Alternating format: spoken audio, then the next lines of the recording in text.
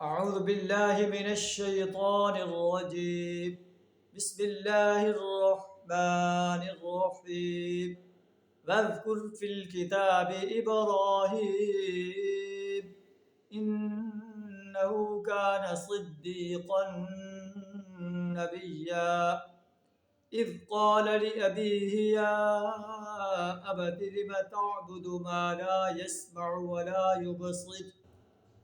ولا يبصر ولا يغني عنك شيئا صدق اللہ العظیم. سورہ مریم آیت نمبر 41 اور 42 آپ کے سامنے تلاوت کی، جن کا ترجمہ کچھ اس طرح ہے: اس کتاب میں ابراہیم علیہ السلام کا قصہ بیان کرو، بے شک وہ صدیق نبیہ، راست باز انسان تھا، نبی تھا. جب آپ نے اپنے باپ سے کہا ابا جان، آپ ان بتوں کی کیوں عبادت کرتے ہیں جو نہ سن سکتے ہیں، نہ دیکھ سکتے ہیں، نہ آپ کو کوئی نفع نقصان دے سکتے ہیں؟ اے ابا جان، انی قد جاءنی من العلم، اللہ نے مجھے علم عطا کیا ہے، علم نبوت عطا کیا ہے جو آپ کے پاس نہیں آیا. فاتبعنی، آپ میری اتباع کیجئے.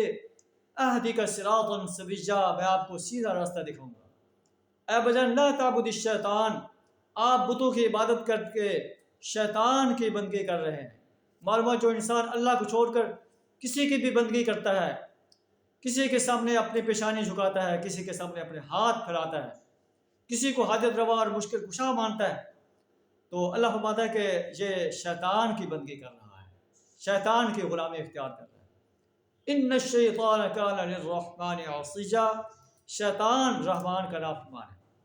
اے بدان انی اخاف یمسک عذاب من الرحمن، مجھے اس بات کا خوف ہے کہ اگر آپ بتوں کی بندگی کرتے رہے تو اللہ کا عذاب آپ کو اپنی لپیٹ میں نہ لے لے اور آپ شیطان کے دوست بن کر نہ رہ جائیں.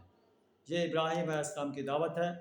اللہ سے دعا ہمیں بھی اپنے آپ کو اور اپنے اہل و عیال کو، قریبی رشتہ داروں کو، اپنے اعزاء و اقارب کو اور پوری دنیا کے انسانوں کو توحید کی بے راگ دعوت پیش کرنے کی جرأت عطا فرمائے، اور توحید کے نظام کو اس سرزمین پر قائم کرنے کے لیے اور باطل نظاموں کو مٹانے کے لیے اپنا مال، جان، وقت اور صلاحیت کھپا دینے کی جرأت عطا فرمائے. آخر دعوانا ان الحمد للہ رب العالمین.